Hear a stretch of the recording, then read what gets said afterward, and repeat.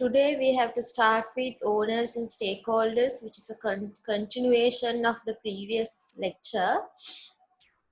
But uh, it's a different part that we are going to do, that is role of institutional investors in corporate governance. So we'll see why we have given a lot of importance to institutional investors in corporate governance throughout this lesson, because we have already always talk about the shareholders, and you might wonder on the shareholders why the institutional investors are given so much of importance. So we'll discover it why so. So before straight away going to the institutional investors, we have some general things to understand in terms of shareholders, such as shareholder rights. So what do you mean by shareholder rights? Anyone has an idea what it really means? Shareholder rights, right of a shareholder?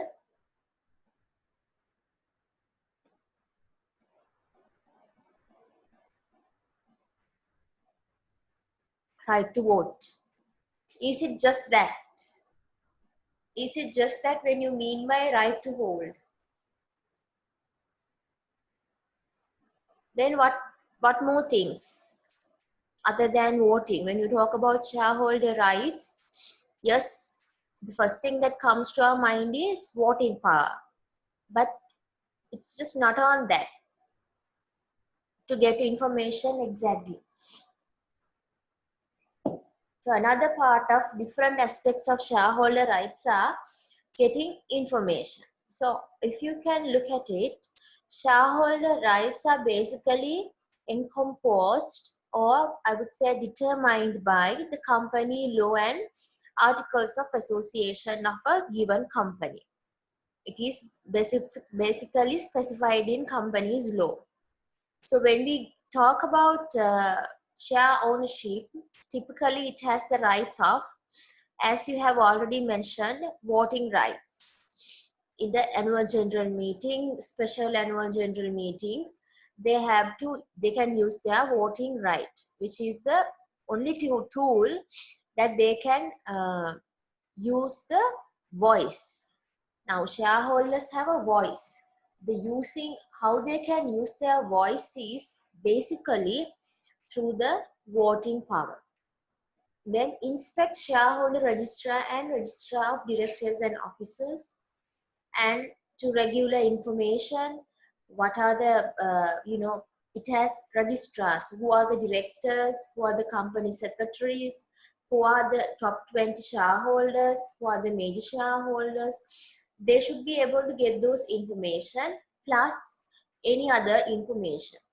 So when we talk about these rights, it's very necessary to talk about minority shareholders and majority shareholders. How do you specify majority shareholders and how do you specify minority shareholders? Any idea? How do you specify majority shareholders or identify majority versus minority?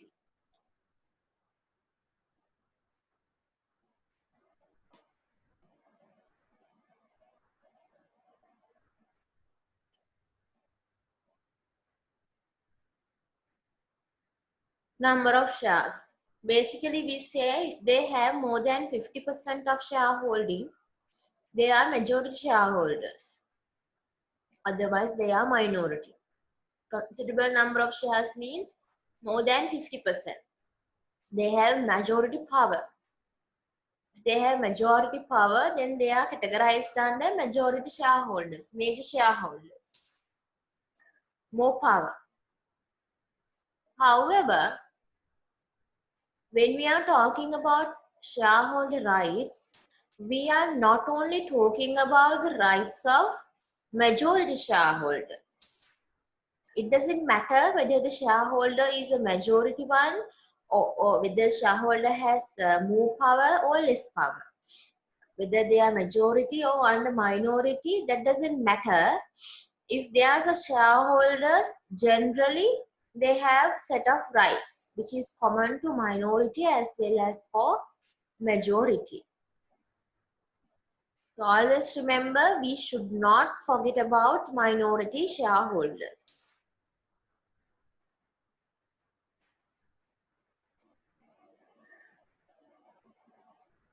So having elected directors to govern the company, shareholders do not have the right to be involved in day-to-day management.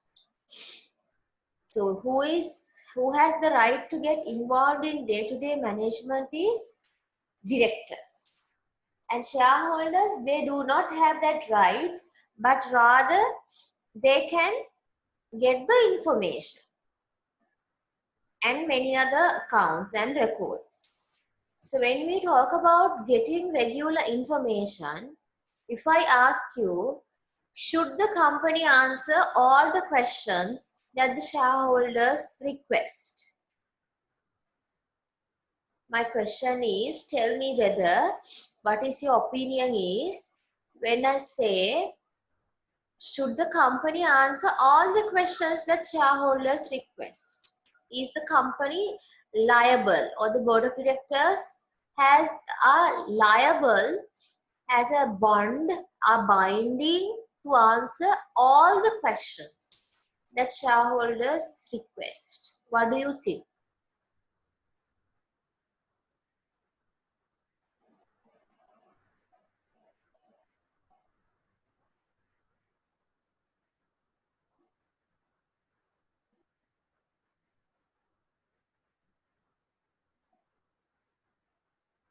So many of you have answered yes, but I would say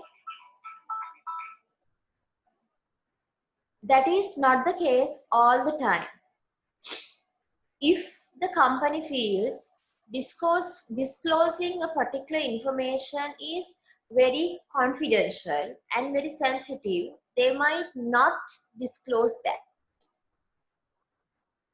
There are sensitive information which, if getting disclosed, then they would be having lot of competitive disadvantages, pressures from the industry. So if shareholders are requesting a very sensitive information, or rather information which are very confidential, they might choose not to disclose it. That is one type of information. Then again, another type of information is, if company feels that particular question that the shareholders is asking is not in the interest of the company.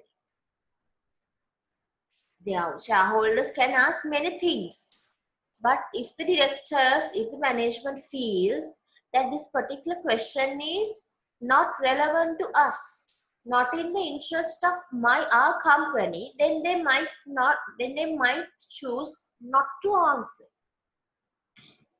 because it's a waste of time. It's not in the best interest of the company. Lastly, another instance where directors would refuse to answer is the particular information that the shareholders are requesting is already disclosed, or that is already available in the annual reports, or even company websites, press releases. They might not want to answer. It's a waste of time. For example, when you look at the quarterly data, many companies give a review, a quarterly review. So basically they have all sort of information. If the profitability has increased, decreased, costs variations, any investments that they have made, progress of those investments, a good lot of valuable information sometimes companies disclose. But if a shareholder is again calling and asking the same thing, then they might tell, look at the press release, it's already released, it's already known, it's in the website, go and check it. Because time is valuable for everyone. Directors has a fiduciary duty, but that doesn't mean that they have to answer all the questions. So I told you 3 instances. One is they might refuse to answer if the question is very sensitive and it has disclosing of very confidential information, then they might refuse. Second one is if that particular question is not in the interest of the company. And lastly, if it is already conveyed to the shareholders, then they might not respond. So type of information that is confidential is, say for instance, now the company is maybe having some management accounting cost structures, how they do the pricing, how they keep the margins. So if particular shareholder is asking that, then they might not disclose it. Disclosing it would lose their competitive advantage. Don't you think so? If the company disclose how they do all the pricings and what sort of margin that they are keeping, then it's gone to the public. Shareholders will, communicate with each other.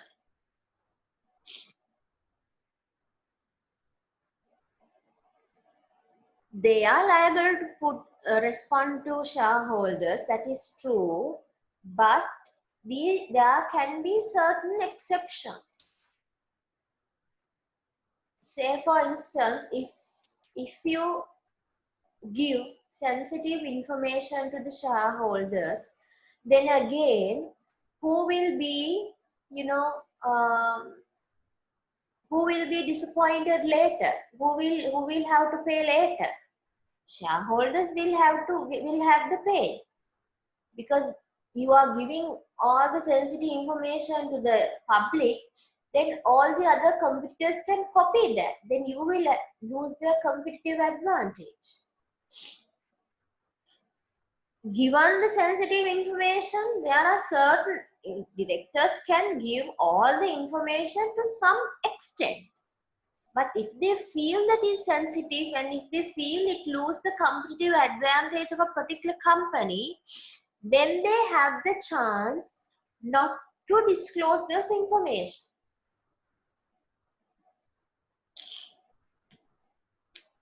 They should have a rationale though. නිකන් ඉල්ලපු ගමන් අපි දෙන්නේ නැහැ කියලා කියන්න බෑ. You cannot refuse, but you can have a good rationale. For these reasons we are not disclosing. Clear?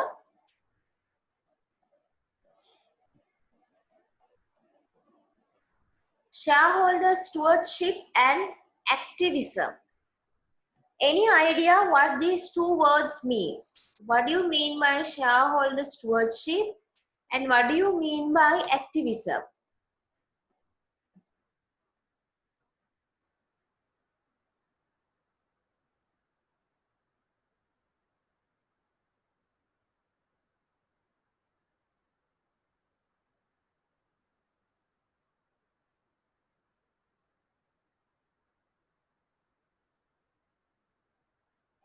Any idea?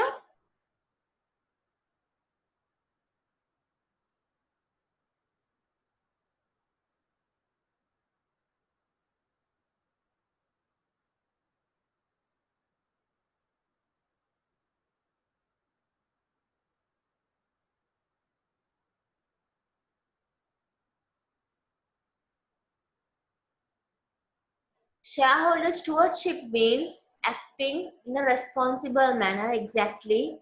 Shareholder activism is doing action, being very keen about the company's operations. I will elaborate on that later, but for the moment, let's take shareholder stewardship.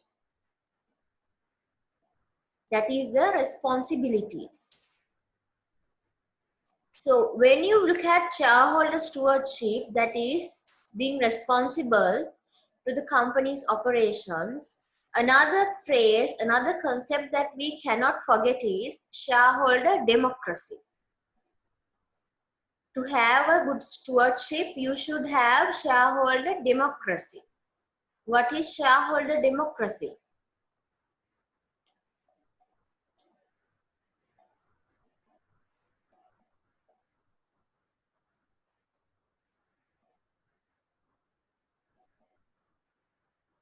Shareholder democracy is having the freedom, having the freedom to select directors, influence company operations, direction, or influence remuneration, and to make effective decisions. That is shareholder democracy.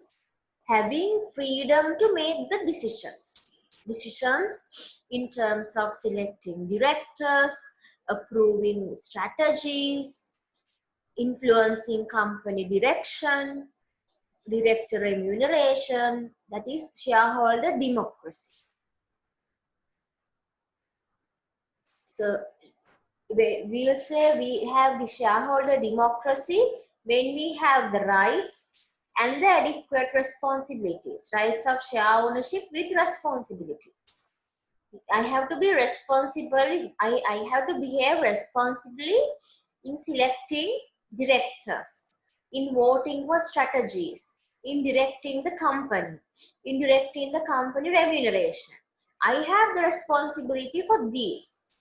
But those responsibilities or that stewardship would not be operationalized if I do not have adequate rights. I have certain responsibilities. Responsibilities should be followed with equal rights. That is all about shareholder democracy. I should have my rights to fulfill my responsibilities.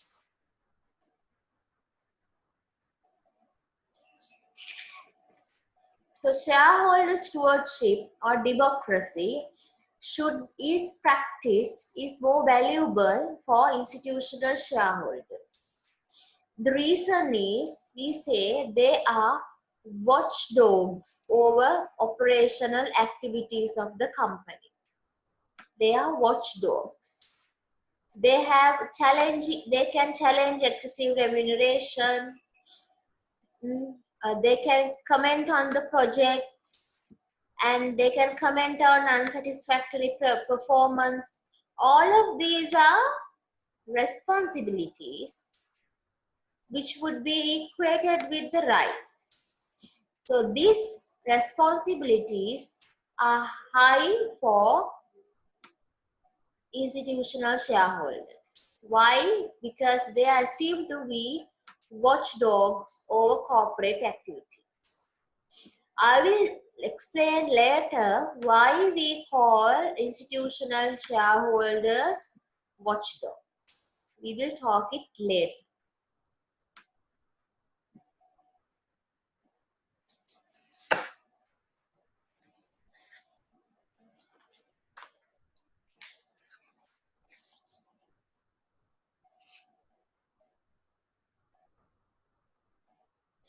So shareholder activism is, now we know shareholder stewardship or democracy is being able to act responsibly and to have equal rights.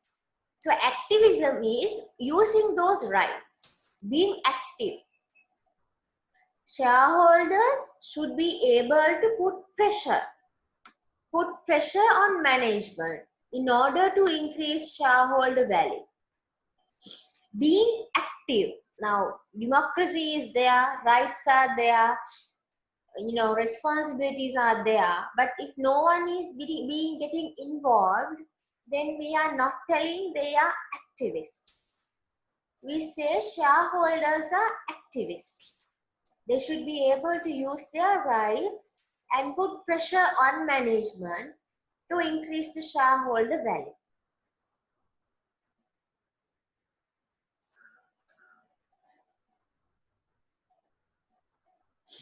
I want all of you to look at this second point. shareholder activists can leave the company in a worse position. Now, being active is what is required, but they say being activist, shareholder activism can also leave the company in a worse position. What do you say so? What do you think it is? Any suggestions? How can activist shareholders leave the company in a worse position?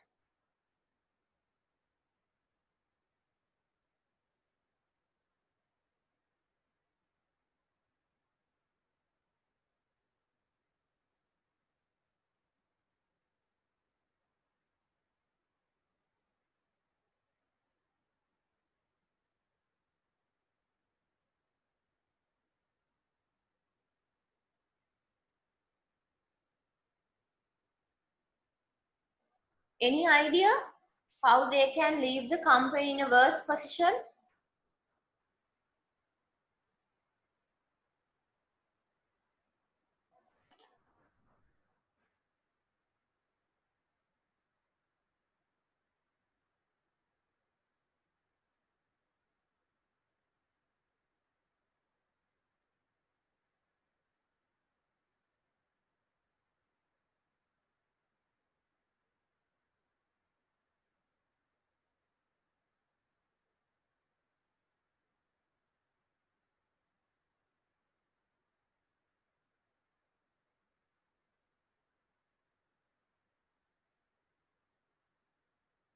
Exactly. Now, actives mean putting pressure on the companies. But if they're being overactive, now they have the control, they can use their votes. Collective activists, if a group of people, a group of shareholders collectively talk about something and collectively take the decisions, putting more pressure to the company, then it might make the company difficult to run the business, to go forward, to take decision. Might be uh, very very difficult to approve things.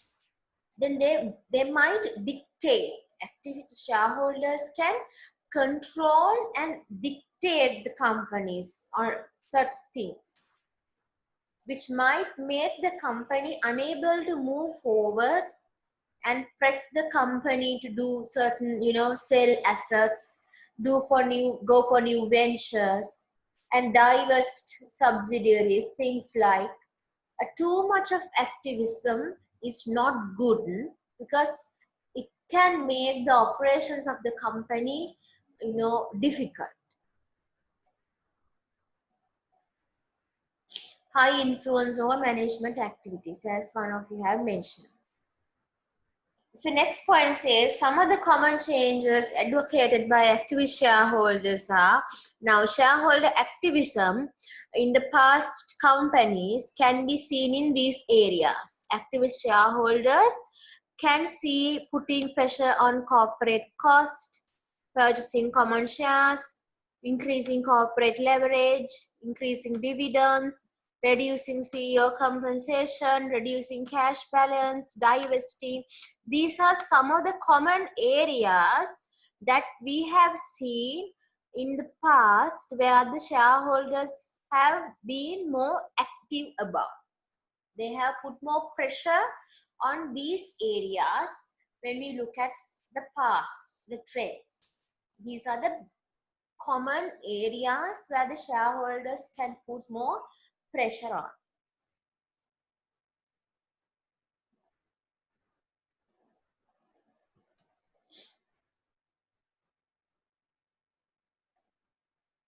So shareholder information, we already talked about this. What sort of information that the shareholders want. So it doesn't mean that the shareholders will be exposed to all sort of information. Companies might refuse, but shareholder information is fundamental responsibility of the board. Keep that in mind, because Shareholders are the owners and board are the agents. So board has a responsibility to give information. So on this relationship between shareholders and directors, fundamental responsibility of the board is shareholder information. If they violate the fundamental responsibility, then you have problems.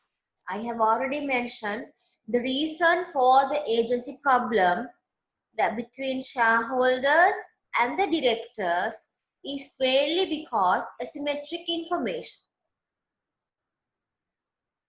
Why there is agency problem is due to the asymmetric information. Shareholders does not have all sort of information that the directors have. At least the things that can be disclosed even.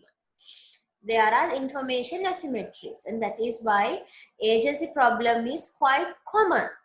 We cannot get rid of this information asymmetry. It is there, it is inherited. However, information disclosure is fundamental responsibility of shareholder of board of directors.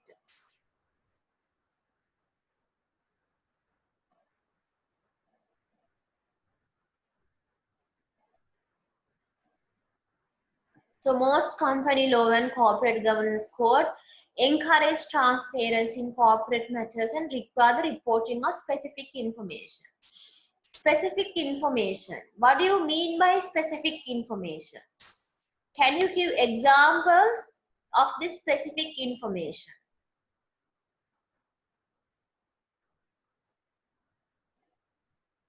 Can you give some examples?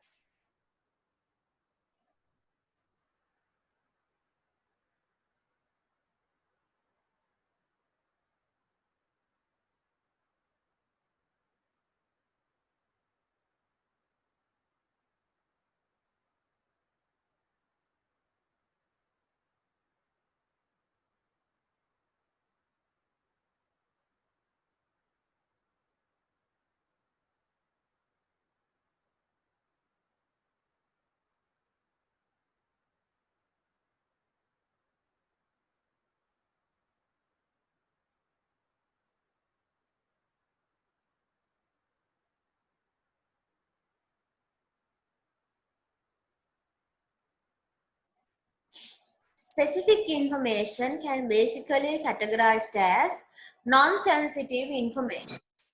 When I talk about specific information, I can say those are the information that is non-sensitive.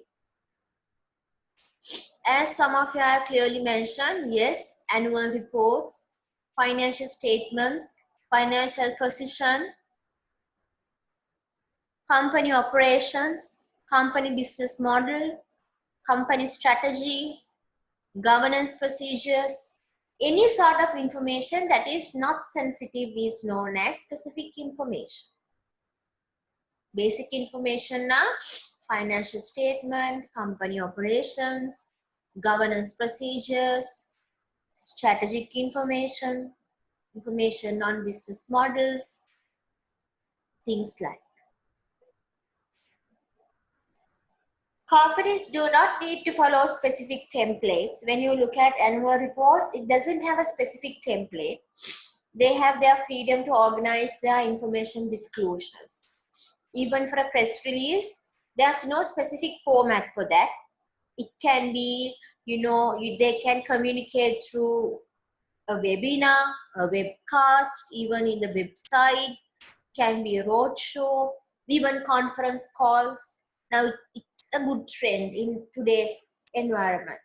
What most of the companies does is they disclose quarterly information, and once they disclose quarterly information, after some time, maybe 1 to 2 weeks later, they arrange a conference call and invite all the prospective shareholders and any interested parties to join the conference call, and they answer all sort of questions that they ask. Conference calling, that is quite common even in Sri Lanka. It is quite common even in Sri Lanka, conference calls, sharing information.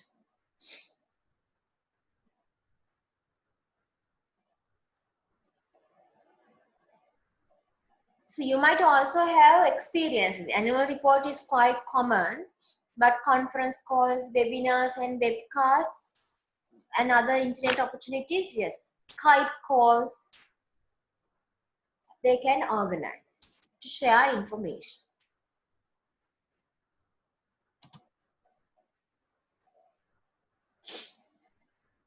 So let's move on to institutional share ownership.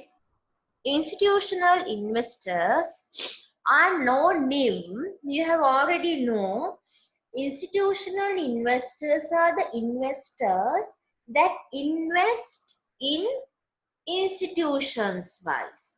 Institutions do investments. Those are institutional investors. For example, EPF, Employee Provident Fund. It's a fund. So the entire provident fund can invest in certain companies. The money in the provident fund is invested in companies. So that is an institutional invest. Or insurance board, bank trusts, mutual funds. It has a good stake. Those are big, not individual investors, but rather institutions or trusts that invest in companies are called as institutional shareholders.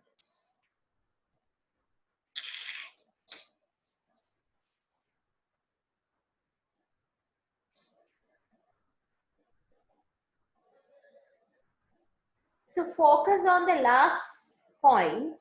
Share ownership by individuals have decreased. Share ownership by individuals have decreased. What, can you explain this point? Can any of you explain this point? Why the share ownership by individuals have decreased?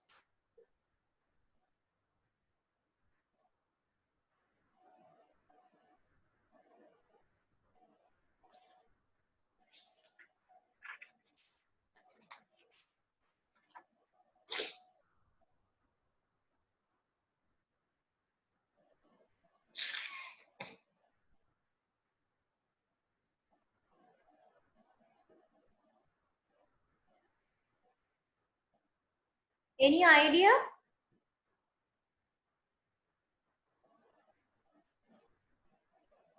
Now, if we take individual shareholders, they can be based on local or even based on international. Individuals means if your ownership percentage is 0.001%, assume that your ownership stake is just a 0.001%, yet you are an individual shareholder. So there can be numerous individual shareholders who are geographically dispersed. You would be located in many parts of the world. And you might have different expectations there also. Now, if you take a fund expectations would be just one. You know, funds are too big. Their stake would be considerable, maybe 10%, 20%, 30%, 15% of the share ownership would be having these funds. So their expectations are, now companies cannot have a lot of institutional shareholders. If you can observe in your assignment also, you have to do that. You have to, now I have asked you to take 5 years of annual reports. So on the 5 years of annual reports, you have to see the top 20 shareholder listing. Top 20 shareholder lists, it's in the annual reports. So I have asked you to take 5 years. For all the 5 years, you can observe top 20. Among that top 20, you can observe how the share ownership have changed. whether the institutional shareholders' stake have increased or decreased, and who is having more. Is it institutionals or is it rather individuals? You can observe that as well.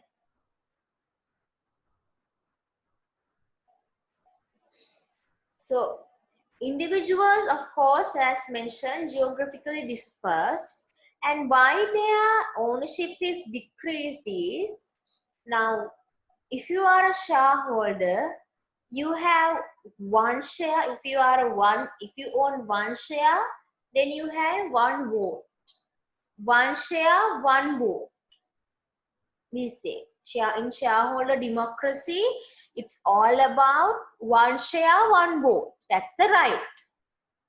If you practice shareholder democracy perfectly, it has to be, if you have one share, you need to have one vote. But it's no longer there. What is the reason? Assume you can be a shareholder, I can be a shareholder by just owning one share.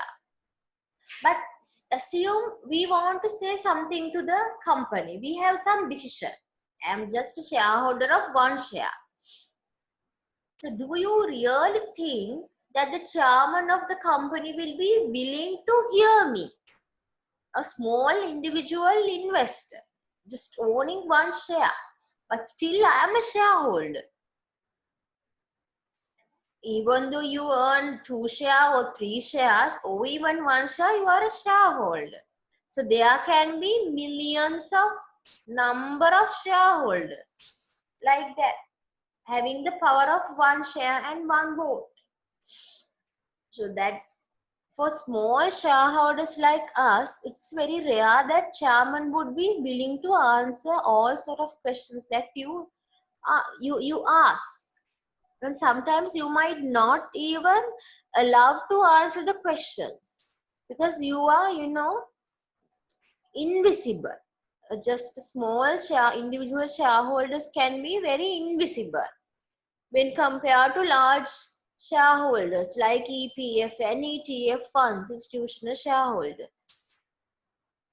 So because of that, because of the reason where individual shareholder democracy of one share and one vote is no longer, the participation of individual shareholding have decreased.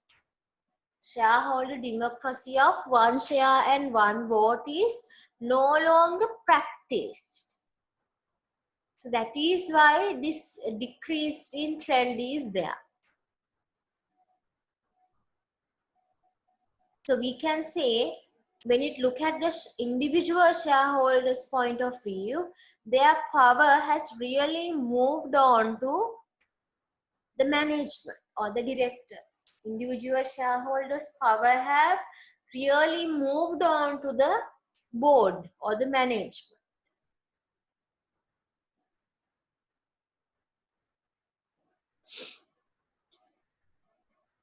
Ownership by institutional investors have increased. So because of this reason, now ownership of investors who are organized and invest as institutions have increased to regain that shareholder democracy. They have more say than individual shareholding. Institutional shareholders have more say because they have more stake. It's not about one person, one share, one vote. No, they would be 15%, 20% shareholding. So their shareholding is very significant. Thus, they have a more power.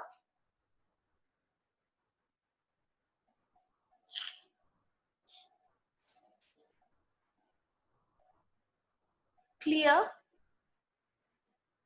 Is it clear to you all?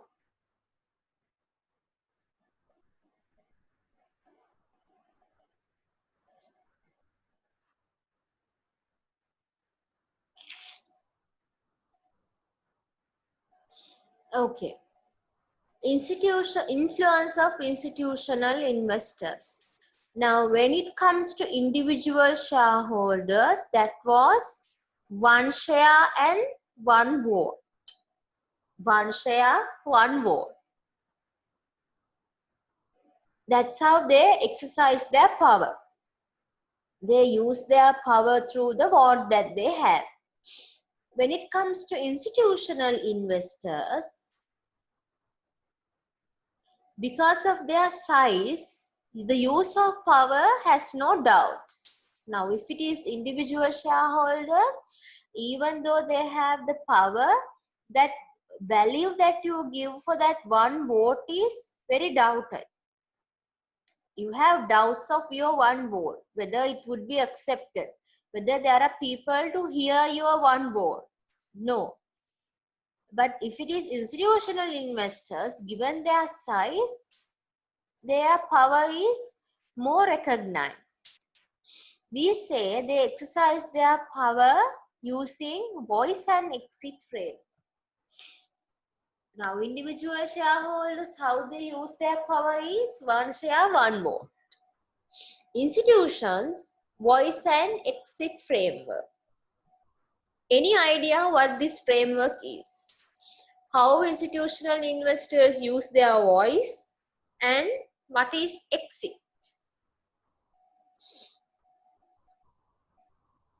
Can you explain voice and exit in terms of institutional investors?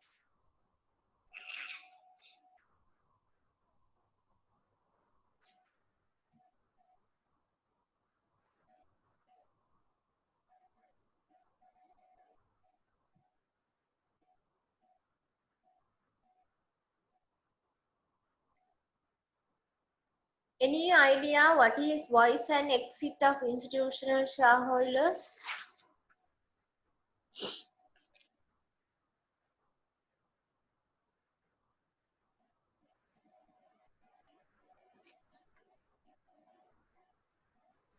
The voice of institutional shareholders mean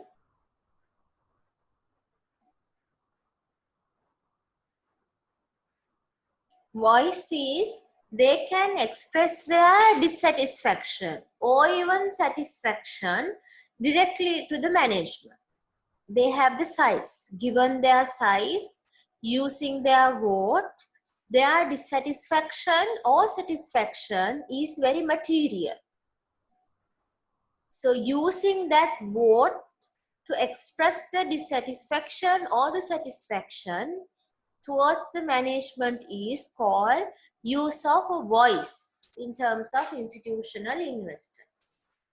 Use of voice is using their votings to express the satisfaction or the dissatisfaction. Exit means now they can use their voice either to express your satisfaction or dissatisfaction. So assume it is dissatisfaction that you want the company, it is not to the best interest of the shareholders. So as an institution, you have expressed your concerns. If the company is not listening to you all, if the company is not regarding or taking into you into the consideration, then they can exit. Exit means sell shares. They leave the company. How they leave the company is sell shares.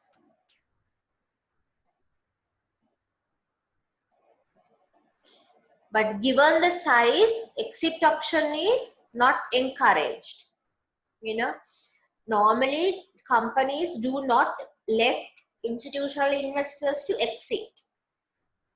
They somehow, they somehow talk and have dialogue with institutional investors and they come to agreements. Usually that is the case.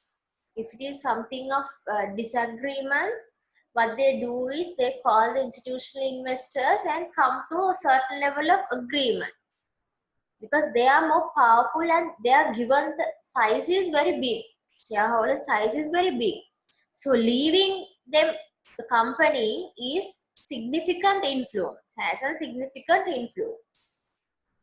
So leaving option or exit option is the least option that the company would go for. Even the institutional shareholders, leaving option is the least option. They use their voice, and if their voice is not given appropriate recognition, they might leave. How they can leave is through selling the shares.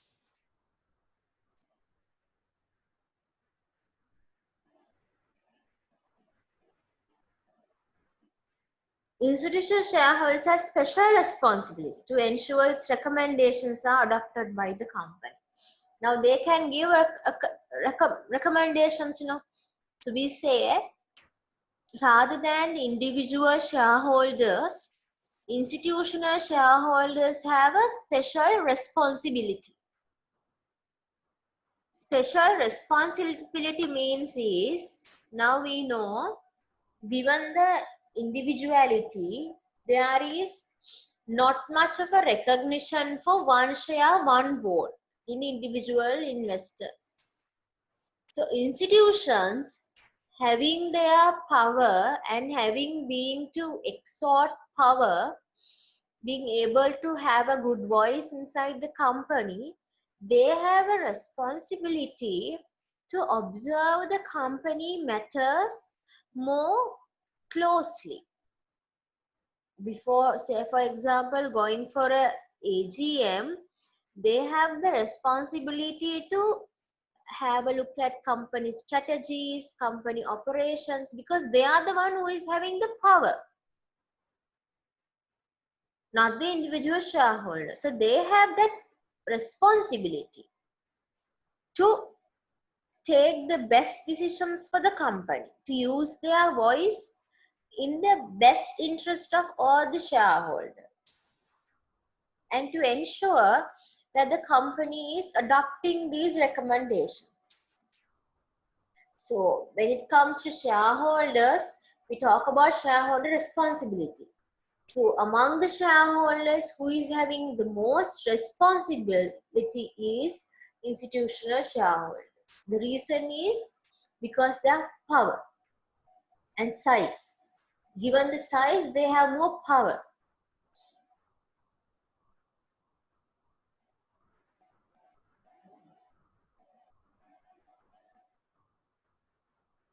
So according to Combined Code 2003, these are the basic responsibilities of institutional shareholders. Basic responsibilities. One is dialogue with companies.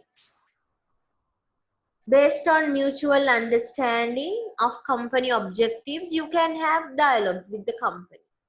If the company has some disagreements with the shareholders, it's a responsibility for institutional investors to have dialogue. Why it is so? Why this is not the case? Why this has taken this type of thing? What are the reasons? And come to certain agreements that is for the best interest of the shareholders. Dialogue with companies. Evaluation of governance disclosures. Governance is very important. So you have to evaluate. Evaluate in the sense you should be able to give adequate weight, give due weight. Are they having good board structures? Are they doing, what are how they address stakeholder needs? How they manage different interests of stakeholders? Give weights. They have to, prioritize the areas that should be given more consideration in terms of good governance, good practices. Then shareholder voting. As I already told, one share, one vote is no longer the case. So it's just the shareholder, institutional shareholders that can use their vote as a voice more effectively. So using their vote is a responsibility of institutional shareholders in a way that they can maximize the shareholder value. So using their vote means, not like individual shareholders, institutions have homework to do. Before going to the AGM per se, They have certain homeworks. What are the things? Are these strategies good? Is it to the best interest? Then they have to understand and evaluate things and use their votes more wisely, because it has more power, it has more voice.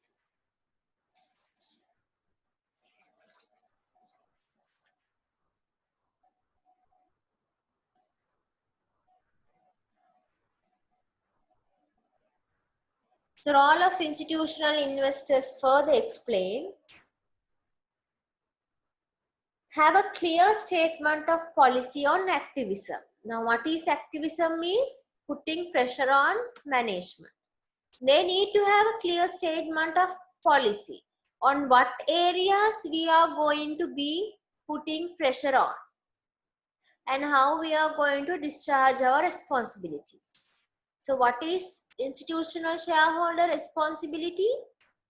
What is the responsibility of institutional shareholders? Can I have an answer? What is the responsibility of institutional shareholders?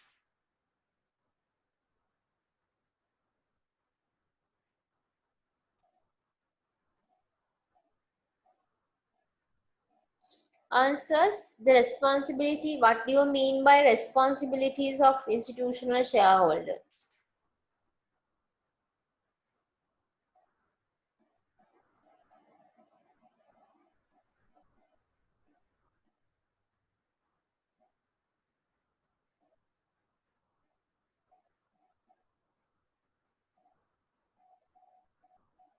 Responsibility of using their voice, in a more, in a way that can, in a way that is good for all the shareholders. Observe company matters clearly, yes, closely. But they should have a policy statement on what areas that we are going to put pressure on. How the companies would be monitored rather.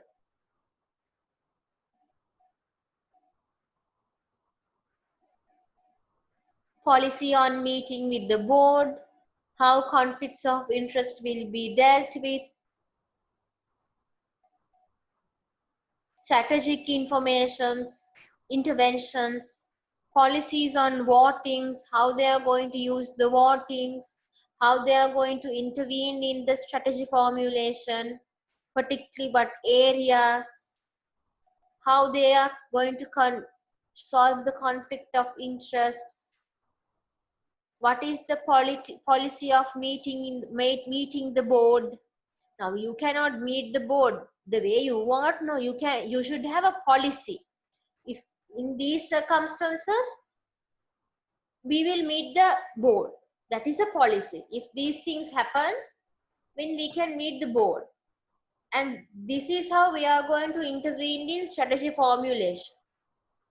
This is how we are going to use our votes. So these things has to be clearly documented. A statement of policy on activism. You have to have a statement of policies. How we are going to exert power on the company operations. How we are going to pressure the management, or rather monitor companies' activities.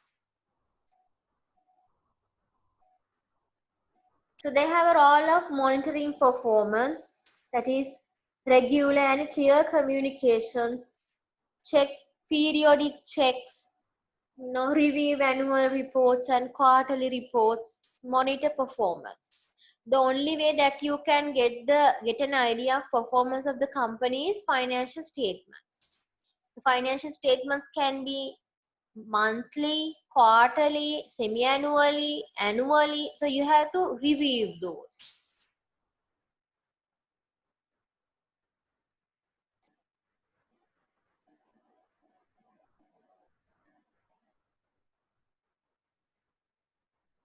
Third one is intervene when necessary. When necessary. What sort of issues do you think that they should intervene? Shareholder intervention is there, but when necessary. Highlight that point, not all the time. I told you too much of activism is bad. No? That is why it is said when necessary. So what sort of areas do you think? Issues?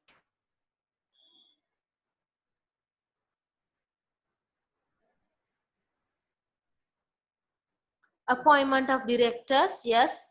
What else?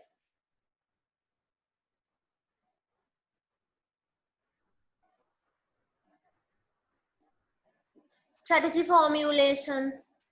They can intervene in performance evaluations. They can intervene in remuneration packages, succession planning. Those are the basic areas that they can intervene. They can intervene on strategy formulations, performance evaluation, appointments of the directors, remuneration packages. Those are the areas that they can intervene. They can use their voice. So once they use their voice, or once they intervene in these areas, what should the board do? Board of directors should be given enough time to respond these matters. Now they are using their voice, the voice on remuneration packages. They might say that they are satisfied with the package or dissatisfied with the package. They can express their voice to the board. So board should give enough time to respond. If it is satisfactory, if it is dissatisfaction that they mentioned, then to that dissatisfaction, board has a responsibility to answer. That doesn't do in real time basis. You should give enough time to respond.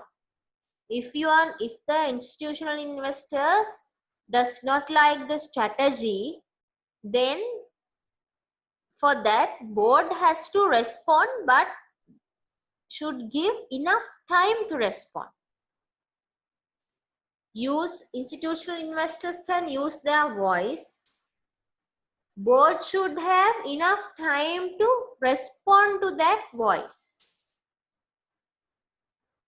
But if they are not responding, assume board is not responding, board is not taking actions, then what they can do is, what do you think that they can do?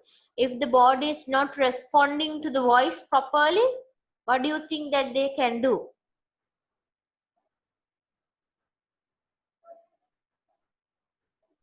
What is your answer? If the board is not, assume board is given enough time to respond to the voice, then if they are not responding properly, what do you think they can do? The board, the institutional shareholders, if board is not responding to the voice,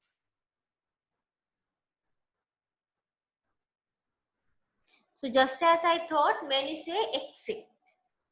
Always remember, exit option is the least option. Exit is the last option or least option that the institutional investors would do. If the board is not responding to your voice, what they would do immediately is exactly warn. They would warn the company, or rather they will escalate the action. Escalating the action means most likely that they would issue a public statement. They would warn the public, this particular company is doing this and we are not satisfied. Likewise, maybe in a newspaper headlines. They escalate their actions. A public warning, a public statement, a warn. If that is also not responded, then the last option would be exiting. So always remember, just because body is not responding to your voice, immediate next action would not be exiting the company. Voice and exit is there, but if the voice is not responded properly, they would escalate their action, and if it is not also satisfactory, only they would do many things before exiting. They would do many things before exiting, and if it is also not given proper response, last option is exit the company. Voice and exit. There's a gap between voice and exit. Exit is the last option.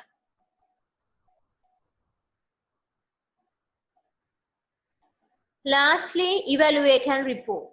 Evaluate and report on outcome of their set activism. Now, we told institutional investors should be activists.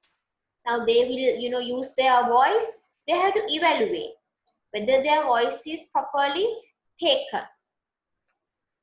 Evaluate the outcome of their activism. Because institutional shareholders would be very active. They would give a lot of suggestions. But we have to evaluate and see whether those actions, whether those,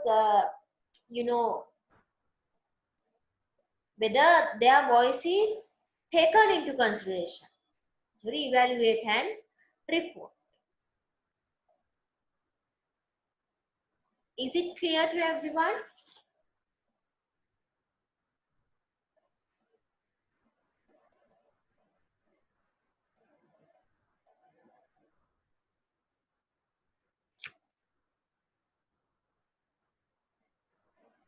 So these are the tools that the institutional investors will use when using their voice. How institutional investors use their power. Tools of governance by institutional investors.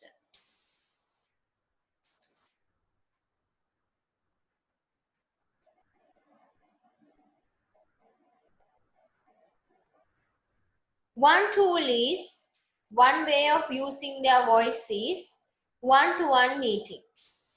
What is one-to-one meetings? Say for instance, if you have some decisions to make, you can arrange institutional investor, assume a fund. A fund can arrange a meeting with the company. But it is not possible for individual shareholders. Assume I am a shareholder, I have one share, then I am a shareholder. Now, if I want to convey some information to the company, I cannot arrange a meeting.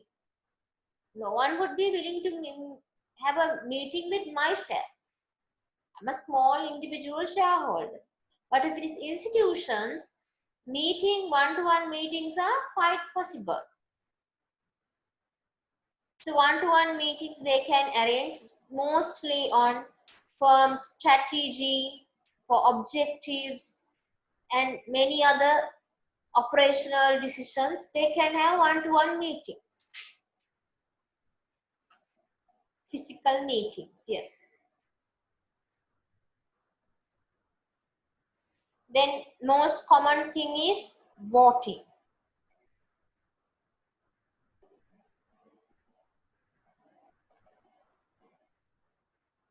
So as already told, voting is not just a box ticking practice. What is box ticking? You have to tick your vote. No, you are putting a tick. Voting means you are putting a tick. So it's just not putting a tick. We have to use their vote more properly. You have to support your decision making through the voting. Voting means you cannot vote for the sake of voting. Voting කරන්න ඕනේ හින්දා vote කරලා හරියන්නේ නැහැ. You have to use their votes more in a very responsible manner. They have to do their homework because they are more powerful.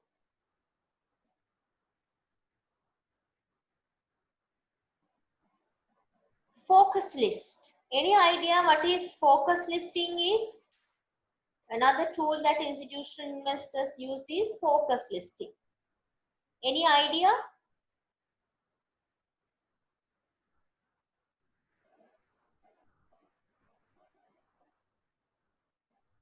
What is focus listing?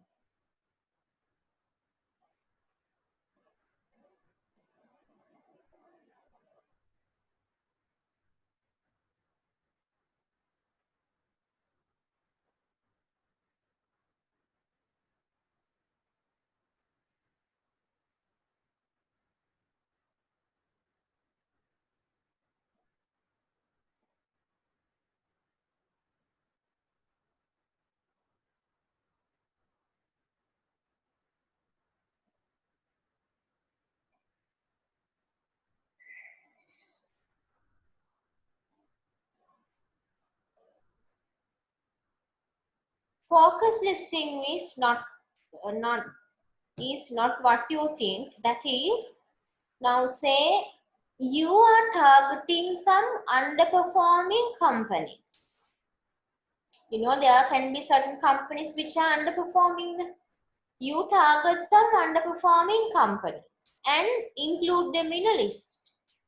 ABC company, XYZ company, PQR company, likewise set of companies which are underperforming. You list it down and then put more pressure on that list. You have a focused list. You select certain companies which need focus and list them down. That is focus listing. So focus listing is good because you institutional shareholders would be paying more attention on those particular companies for their decision making. On the flip side, it can lead to unwanted attention, unwanted influence of institutional shareholders. So basically, none of the company wants to put in a focus list. Focus list means you are being looked at thoroughly. Your company's operations are looked at more keenly. That is good and bad. Bad side is because of the unwanted intervention.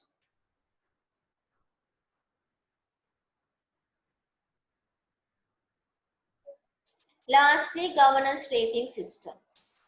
You can rate your companies. Institutional investors can rate the companies depending on their governance practices. Good companies versus bad companies. Their practices, their codes, they can rate the companies. That is also a tool. If they rate the company as a good company, say if they give 5 stars, then it's good. If they give only 1 star, then it's bad. That is what the governance rating system is. You rank the companies based on their good practices. Governance rating system.